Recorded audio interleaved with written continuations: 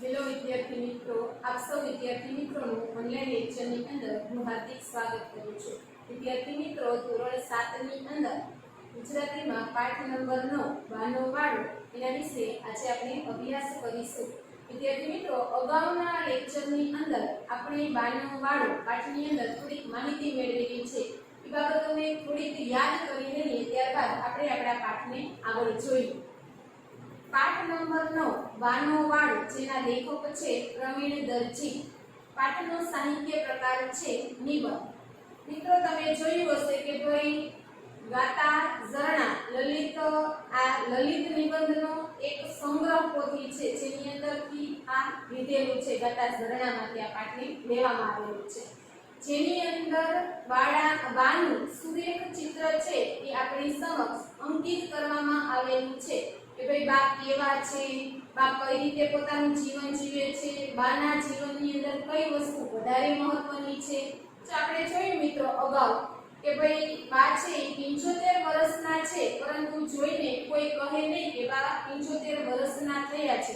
ને એક બાબત એ પણ છે કે બા એ વાતનો સ્વીકાર પણ કરતા નથી કે તેઓને 75 વર્ષ થયા। એ ઉપરાંત આપણે જોયું કે ભાઈ બાઈએ એક સરસ મજાનો પોતાના ઘર પછવાડાની અંદર એક વાડો છે એ કરેલો છે। એ વાડાની અંદર ઘણી બધી સમૃદ્ધિ છે, મતલબ કે એની અંદર ઘણી બધી વનસ્પતિઓ છે ઉગેલી છે। બા પોતાના ઘરના સ્વજનની જેમ વાડાની દેખભાળ કરે છે, એનું ધ્યાન રાખે છે, નાની નાની બાબતો તરફ ધ્યાન દોરે છે। એવું કહેવા માંગે છે લેખક પોતાના બા વિશે કે ભાઈ એના બા 2 કે 3 દિવસ કરતા વધારે પોતાના દીકરાની ઘરે રહેતા નથી, કારણ કે શું કામે મિત્રો કે બાને પોતાનો વાળો યાદ આવે છે, એટલે તરત જ કોઈ વ્યક્તિને વિદા કર્યા વગર પોતે ત્યાં વાડાની દેખભાળ તરફ દોડી આવે છે। મિત્રો, તમે અગાઉ જોયું કે ભાઈ એક સરસ મજાનું વાડાની અંદર દરેક પ્રકારના ફળ, ફૂલ, શાકભાજી છે, પછી નાની મોટી દવાઓનું એક સરસ મજાનું ઔષધાલય છે જેના વિશે આપણે અભ્યાસ કરતા હતા। આગળ જોયું આપણે કે એક સરસ મજાનું નાનું અમથું તમે ઔષધાલય જોઈ લો જાણે। વાડાની અંદર એવી વસ્તુઓ છે કે જેને જોઈને તમને એમ લાગે કે ભાઈ આ અહીંયાથી તુલસી છે, અરડુસી છે, ફરસાડી છે, કે જે તમને શરદી છે અથવા તો નાની મોટી એવી બીમારીની અંદર જે વસ્તુઓ ઉપયોગી થઈ શકે એવું ઔષધાલય પણ વાડાની અંદર જોવા મળે છે। મીઠા લીમડો અને લીંબુ પણ ખરા છે કે વાડાની અંદર, જેમ ભીંડી, કારેલા, કંકોડા, રીંગણા છે, પછી શાકભાજી છે, ફળ છે, ફૂલ છે, આ બધી જ વસ્તુઓ છે, તુલસી છે, અરડુસી છે, ફરસાડી છે, કે આ બધી વસ્તુઓ તો છે, પણ સાથે સાથે શું જોવા મળે? મીઠો લીમડો, જે દાળ કે શાકની અંદર નાખવામાં આપણે ઉપયોગ કરીએ, લીમડો છે અને સાથે સાથે કે લીંબુ પણ તમને જોવા જ મળે।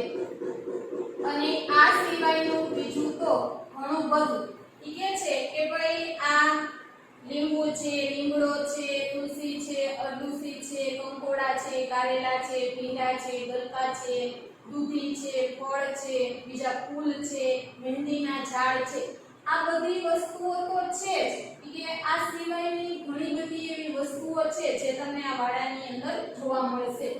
બસ બીજું કંઈ નહીં, એક વાડાને બોલવા દઈએ તો પણ આપણે પામી શકીએ બાના અતીત અને વર્તમાનના વૈભવોને। લેખક એમ કે છે બસ હું બીજું કંઈ કહેવા માંગતો નથી, માત્ર એ કે છે આ વાડો જો બોલતો હોય અથવા તો વાડાને બોલવા દઈએ તો આપણે બાના અતીત એટલે વીતી ગયેલો જે સમય છે તે, અને એ કે છે વર્તમાન એટલે કે અત્યારની જે પરિસ્થિતિ છે, વીતી ગયેલા સમય અને અત્યારની પરિસ્થિતિ વિશે કે આપણે બધું જ જાણી શકીએ અથવા તો એના વિશે આપણે માહિતી મેળવી શકીએ। સમયના પગલાને તેણે આ વાડા વડે સ્મારકમાં ફેરવી નાખ્યા છે। જેમ કે છે સમયના પગલા, એટલે કે જે સમય વીતી ગયો છે, વીતી ગયેલા સમયના પગલાને બાએ આ વાડાના સ્મારક એટલે પ્રતિમા અથવા તો મૂર્તિના સ્વરૂપની અંદર બાએ ફેરવી નાખ્યા છે। મતલબ કે આ વાડાની સાથે બાનું જીવન એટલું જોડાયેલું છે કે તમે બાના વર્તમાન અને ભવિષ્ય અથવા તો જે સમય વીતી ગયો છે ભૂતકાળની અંદર એ બધી જ બાબતો વિશે કે તમે આ વાડાની અંદર જોઈ શકો અથવા તો જાણી શકો. બા જ્યાં હોય ત્યાં એની વાતનો વિષય વાળો જ હોય. ઠીક છે. બા એક એવું વ્યક્તિત્વ છે કે એ કોઈ પણ જગ્યાએ જાય, કોઈ વ્યક્તિને મળવા માટે ગઈ હોય, કોઈ વ્યક્તિની ઘરે બેસવા માટે ગયા હોય, ક્યાંય બહાર ગામ ગયેલા હોય, તો બાને વિષય કરવાની વાત કરી છે તો કે વાડો. વાડા સિવાય બાના મોઢા ઉપર બીજો કોઈ શબ્દ છે કે જોવા મળે નહીં. વાડામાં ઉગેલી અને હવે થનાર વનસ્પતિ વિશે પણ બધો નકશો જીભના ટેરવે. કેમ કે છે બા વાડા વિશે એટલી બધી વસ્તુઓ જાણતી હતી કે વાડાની અંદર જે વનસ્પતિ ઉગેલી છે અને જે વનસ્પતિ હવે ઉગવાની છે આ બધી જ વસ્તુઓની વાત કે છે નકશો બાના ક્યાં હતો તો કે જીભના ટેરે, મતલબ કે એના મોઢા ઉપર. તમે માત્ર પૂછો કે આ વૃક્ષ કેનું છે, ક્યારે વાવેલું છે, એની અંદરથી કઈ વસ્તુ આપણને મળશે કે બા તરત જ એ નાનામાં નાની બાબતો વિશે કે તમને માહિતી આપી દે. બા જ્યાં જાય ત્યાં એની થેલીમાં વિવિધ ફૂલો ફળોના બી મળે. જેમ કે છે બા ગમે ત્યાં જાય પોતાની સાથે એક થેલી લઈ જતા. આ થેલીની અંદર શું રાખે તો કે વિવિધ એટલે અનેક પ્રકારના જે ફૂલ હોય, ગુલાબ હોય, ગલગોટો હોય અથવા તો બીજા વગેરે વગેરે જેટલા પણ ફૂલ હોય એ અલગ અલગ પ્રકારના ફૂલના બી એની અંદર જોવા મળે. અને એ ઉપરાંત ફળ એટલે કે કેળા, સફરજન, ચીકુ, ડાળવા જે પણ ફળ છે એ બધા જ ફળના બી કે છે બાની થેલીની અંદર તમને મળે. ક્યાંકથી લાવે કોઈની ખેરાત કરે. કે છે બાનું કામ શું હતું તો કે કોઈ વખત આવા બી પોતે ક્યાંક કોઈ વ્યક્તિને મળવા માટે ગયેલી હોય તો એ વ્યક્તિ પાસેથી બી લઈ અને ખેરાત કરવું એટલે દાનમાં આપવું. ક્યારેક કોઈ વ્યક્તિ પાસેથી મેળવે અને ક્યારેક એવું હોય કે કોઈ વ્યક્તિને એ ખુદ પણ આપે. એટલે તરત જ આ બધી જ વસ્તુઓ છે એ બા છે એ આ રીતે કરતા. પોતાના જ દીકરાના ઘરે 2-3 દિવસથી વધુ રહેવાનું થાય તો બા વાડા વિના સુરાપો અનુભવે. જેમ કે છે બાનો જે દીકરો છે એ શહેરની અંદર રહે છે અને બા છે ગામડાની અંદર રહે છે. એટલે કે છે પોતાના સગા દીકરાની ઘરે બા 2 કે 3 દિવસ કરતા વધારે રહેવાનું થાય એટલે તરત જ સુરાપો અનુભવો એટલે બેચેની અનુભવ. 2-3 દિવસ એને સોરવે છે પણ 2-3 દિવસ કરતા વધારાનો સમય એ પોતાના દીકરાની ઘરે પણ રહેતા નથી, કારણ કે એને તરત જ વાડાની યાદ આવે છે.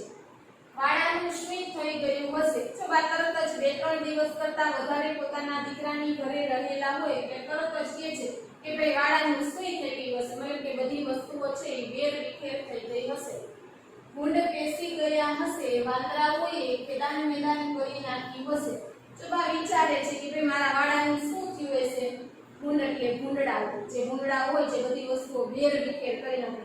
એટલે કે છે કે ભાઈ મારા વાડામાં ભૂંડડાઓ આવી ગયા હશે અને બધી વસ્તુઓ છે ને વેર વિખેર કરી નાખી હશે.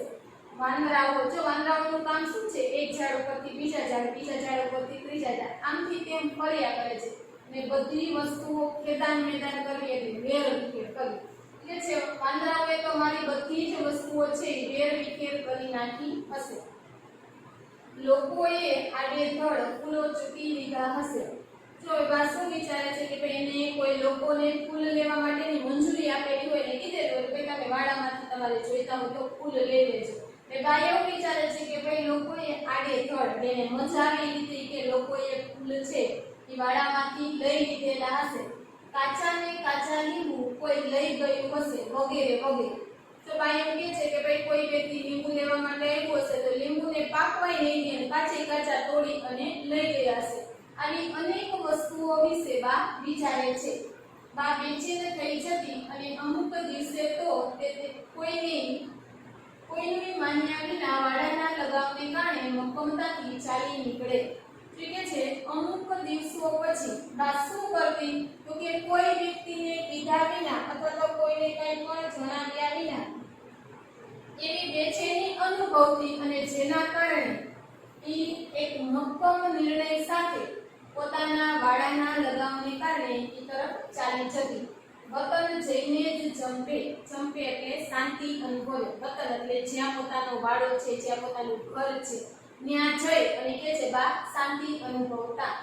પછી વાળો ખુશ અને બા પણ ખુશ. ઠીક છે, જ્યારે બા વાડાની અંદર પહોંચી હતી ત્યારે બા વાડાને જોઈને ખુશ થાય અને એવી જ રીતે કે વાળો બાને જોઈને ખુશ થતો. બાને છાબડી ભરી ભરીને મંદિરમાં ફૂલો મોકલાવતા મેં જોઈ છે.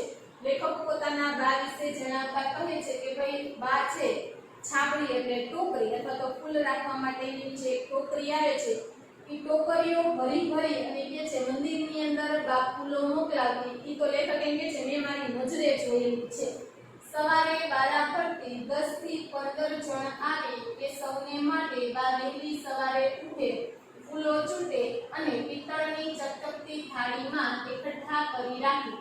તો એમ કે છે બા શું કરે તો કે વહેલી સવારે ઉઠી અને જે 10 થી 15 વ્યક્તિઓ છે જે બાની ઘરે ફૂલ લેવા માટે આવે, બા એના માટે શું કરે તો કે વહેલી સવારે ઉઠે, જે વાડાની અંદર ફૂલો ઉગેલા છે એ ફૂલોને તોડે, પછી એક પિત્તળની ખૂબ જ ચમકતી હોય એવી થાળીની અંદર એ ફૂલો એકઠા કરી અથવા તો ભેગા કરી અને રાખી. પછી આવનારને દરેકને તે સરખા હિસ્સે હોશે હોશે આપે. પછી એમ કે છે કે જેટલા પણ વ્યક્તિઓ જે આગળ વાત કરી કે 10 થી 15 જણ ફૂલ લેવા માટે આવે એ 10 થી 15 વ્યક્તિના ભાગમાં જેટલા ફૂલ આવતા હોય એ વ્યવસ્થિત ભાગ પાડી અને બા દરેક વ્યક્તિને આનંદથી પોતાના ભાગના ફૂલ છે એ આપતી. બાનો ચહેરો ત્યારે આસ્થા જેવો નિર્મળ બની જતો. કે છે જે સમયે બા આ રીતે આ લોકોને ફૂલ આપતી તે સમયે બાનો ચહેરો આસ્થા એટલે અહીંયા એવા અર્થમાં લીધું છે દર્પણ અથવા તો અરીસો કે છે બાનો ચહેરો જે અરીસામાં આપણને આપણું મોઢું સ્વચ્છ દેખાય છે એ જ રીતના બા પણ એટલા જ સ્વચ્છ અને નિર્મળ બની અને લોકોને ઈ છે એ ફૂલો આપતા. મીઠો લીમડો લેવા તો ફળિયા ઉપરાંત આખું ગામ આવે. તો ગામડાની અંદર એક ફળિયું બીજું ફળિયું એ રીતે ભાગ પાડેલા હોય, એક ફળિયાની અંદર ઘણા બધા વ્યક્તિઓ એક સાથે રહેતા હોય. એટલે છે મીઠો લીમડો શાક અથવા તો દાળની અંદર નાખવામાં આવે લીમડો લેવા માટે કે છે બાજે ફળિયાની અંદર રહે છે એ ફળિયાના લોકો તો આવે છે પણ ઈ ઉપરાંત આખા ગામના લોકો પણ બા પાસે લીમડો લેવા માટે આવતા. તરત જ કહે છે કે ભાઈ બા છે ઈ બધી વેળાએ જાતે લીમડો તોડીને આપે કામ પડતું મૂકીને. જો આપણે આળસુડા થઈ કોઈ વ્યક્તિ આપણી ઘરે લેવા આવ્યો હોય કોઈ કામ કરતા આપણે કે માં પડ્યું છે લઈ લેજો જાઓ, પણ બા શું કરે બધી વેળાએ મતલબ કે જેટલી વખત જેટલા વ્યક્તિઓ લીમડો લેવા માટે આવેલા છે વેળા અને સમય જેટલા સમયે જેટલી પણ વ્યક્તિ આવે બધા જ વ્યક્તિઓને પોતે જાતે લીમડો તોડી અને લઈ આવીને આપતા. ક્યારેક જ તેના ચહેરા ઉપર કલેશ જણાય. કલેશ એટલે કંકાસ અથવા તો કોઈ દુઃખ. કે છે કે ક્યારેક જ એવો દિવસ હોય કે જ્યારે તમને બાના મોઢા ઉપર થોડું દુઃખ જોવા મળે. નહીં ગમતી કોઈ વ્યક્તિ આવી પડે ત્યારે કે આવું ક્યારે બને કે બાના ચહેરા ઉપર ઉદાસી જોવા મળે તો કે ત્યારે જ્યારે કોઈ વ્યક્તિ એને નથી ગમતું ને એ વ્યક્તિ એના ઘરે લેવા માટે આવેલી છે કે ત્યારે એવું બને. છતાંય એને લીમડો તો આપે જ. કે જે વ્યક્તિ બાને નથી ગમતા ભાઈની સાથે નથી બોલતા તેમ છતાં પણ એ વ્યક્તિને બા લીમડો આપવાની ના પાડે નહીં. લીંબુ લેવા ઓછા જણ આવે. કે છે જો લીમડો લેવા માટે આખું ગામ આવે છે પણ લીંબુ લેવા માટે શું થાય ઓછા માણસો છે એ આવે છે. પણ ભદ્ર નોકરિયા તો પેટમાં રીત છે તાવ આવે છે એવા બહાના કાઢી બા પાસે લીંબુ લેવા આવે. જો એમ કે છે કોઈ ભદ્ર એટલે શ્રીમંત અથવા તો પૈસાદાર કે છે કોઈ પૈસાદાર માણસ કોઈ વ્યક્તિ ગામની અંદર આવી અને નોકરી કરે છે નોકરિયાત વ્યક્તિઓ બા પાસે આવીને એમ કે છે પેટમાં વીટ આવે છે મતલબ કે પેટ દુખે છે અથવા તો પેટની અંદર એવી વીટ આવે છે એવા અલગ અલગ બહાના કાઢી અથવા એમ કે છે તાવ આવે છે લીંબુ આપો લીંબુ શરબત પીવાનું કીધું છે એમાં બહાના કાઢી અને વ્યક્તિઓ બા પાસે લીંબુ લેવા માટે આવે. બા આનાકાની વિના આપે પણ અંદરથી સમજે બીમારીનું તો બહાનું છે મૂળે તો મફતી શરબત પીવું હશે નહીં. એમ કે છે બા આનાકાની વિના મતલબ કે હાના કર્યા વિના ઈ માણસને લીંબુ આપે છે પણ બા અંદરથી પોતાના મનથી વાતને જાણે છે અથવા તો સમજે છે કે બીમારી તો શું છે, એક બહાનું છે, મતલબ કે વ્યક્તિને કોઈ બીમારી છે નહીં. મૂળ વાત શું છે તો કે ઈ લોકોને મફતીઓને મફતના લીંબુ મળે છે ને મફતનું લીંબુ શરબત પીવા મળે છે, એટલા માટે એ લોકો આવે છે. બા એ રીતે હોળી નહીં પણ ભલી ખરી. ઠીક છે, એક વાત એવી છે કે બા એ રીતે હોળી નથી કે કોઈની વાતમાં આવી જાય, એને ખબર જ છે ને મફતનું શરબત પીવું છે એટલા માટે આવ્યો છે, પણ બા કેવી છે, ભલી છે, કોઈ વ્યક્તિને દુઃખી જોઈ અને એની મદદ કરે એવી માણસ છે, એટલા માટે એને આપે છે. પપૈયા, જામફળ અને શાકભાજી તો તે રીતસર લૂંટાવે. ઠીક છે, બા શું કરે તો કે પપૈયા છે, જામફળ છે, આ બધી વસ્તુઓ તો રીતસર લૂંટાવે, મતલબ કે મેં મારી આંખે જોયું છે એ બધા વ્યક્તિઓને એમને એમ જેટલા ઉતરે એટલા આપતી હોય છે. અમે શાળાએથી ઘેર આવીએ એટલે 2-3 દિવસે થેલી લઈને અમુકના ઘેર એ શાકભાજી આપવા અમને મોકલે. તો લેખક તરત શું કહે છે કે ભાઈ 2-3 દિવસ થાય એટલે શું કરે બા તો કે અમુક વ્યક્તિ જે બાના ઓળખીતા છે, જેને બા ઓળખે છે કે જાણે છે, એવા વ્યક્તિઓની ઘરે એ અમે થેલી ભરી અને શાકભાજી દેવા માટે એ મોકલતા. બાનું એક સૂત્ર છે, ખાયા સો ખોયા ખીલાયા સો પાયા, એ જાણે બાનું જીવન સૂત્ર રહ્યું.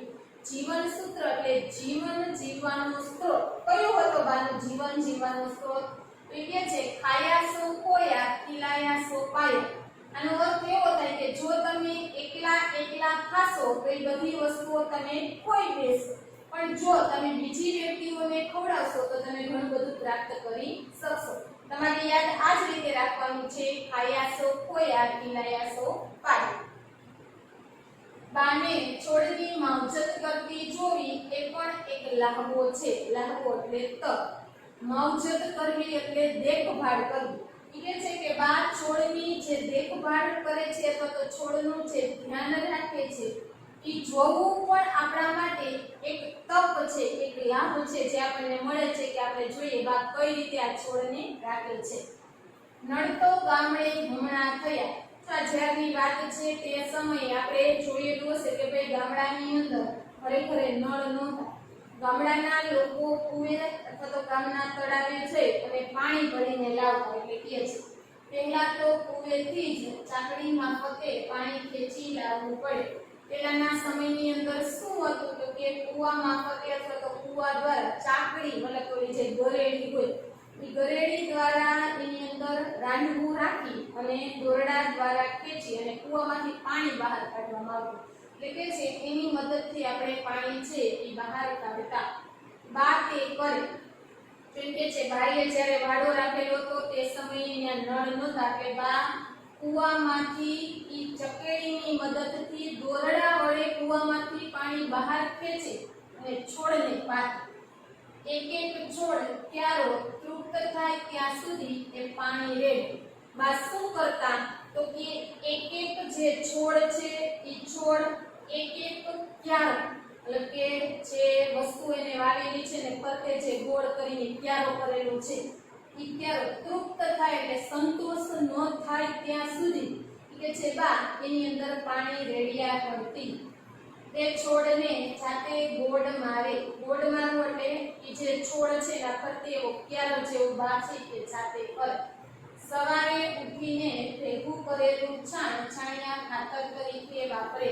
તો આપણે જોઈએ છે ઘણી બધી વનસ્પતિઓ એવી છે કે જેને ખાતરની જરૂરિયાત હોય ને ખાતરની મદદથી છોડ ખૂબ વૃદ્ધિ પામે છે. એટલે કે છે કે ભાઈ બા જાતે છાણ ભેગું કરે, છાણિયું ખાતર બનાવે અને એ ખાતર એ છોડની અંદર નાખે.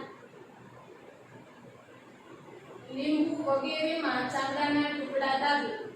કે છે કે ભાઈ લીંબુનું ઝાડ છે જે જગ્યાએ વાવેલું હોય એ જમીનની અંદર તમે ચામડાના કોઈ નાના નાના કટકા નાખો ને તો એ વૃક્ષ છે એ જલ્દીથી વધે છે અને લીંબુનું પ્રમાણ એની અંદર વધે છે. એટલા માટે દરેકે દરેકની પૂરેપૂરી રોજે રોજ કાળજી લે. કે છે બાનું કાર્ય શું છે તો કે દરેકે દરેક જે વસ્તુઓ વાવેલી છે એ દરેકે દરેક વસ્તુની પૂરેપૂરી અને રોજે રોજ કાળજી લેવી એટલે દેખભાળ કરે અથવા તો ધ્યાન રાખે. વાડાના વાતાવરણમાં એકાદ છોડમાં પણ કંઈક ફરક પડે તો બાને તેની ખબર પડે.